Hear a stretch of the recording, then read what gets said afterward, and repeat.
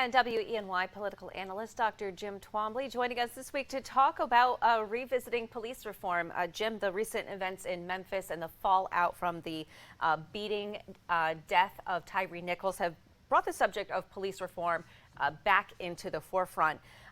Almost as quickly as that topic has returned, some reports have noted that there may not be enough traction for discussions to pick back up where they left off following the murder of George Floyd in 2020. That happened at the hands of police in Minneapolis. Now, many advocates and public officials do hold out hope that there's a scheduled meeting on Thursday between President Biden and members of the Black Congressional Caucus, and that might get some things back on track.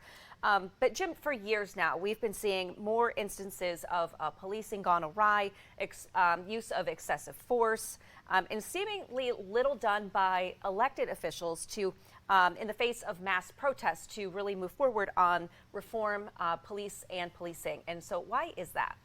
Well, if we put the best spin on why we haven't gotten much in the way of reforms that work, we could say that it was a matter of disagreement on the best approaches to the problem. And there may be some of that at work here, but it often comes down to just politics. First, we have the influence of some, but not all, police unions that have lobbied against some of the proposed reform packages. Second, there is a view among some elected officials that being in favor of reforms is declaring that you are anti-police.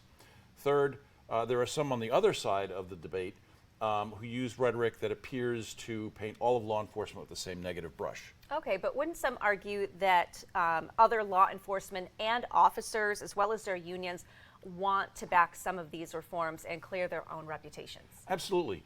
There's that old saying we hear a lot when this debate comes up, that no one hates a bad cop more than a good cop.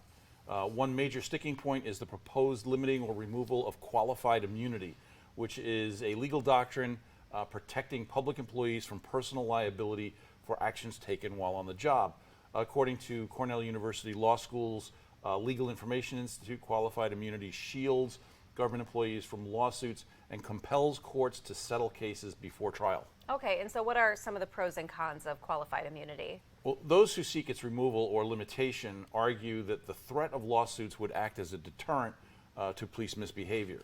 On the other side, it is seen as a protection against frivolous legal complaints against the police from the public. Okay, and is there any chance that this killing of Tyre Nichols might spark new efforts out of federal law? It's hard to say. We may know more after Biden's meeting with the Congressional Black Caucus on Thursday.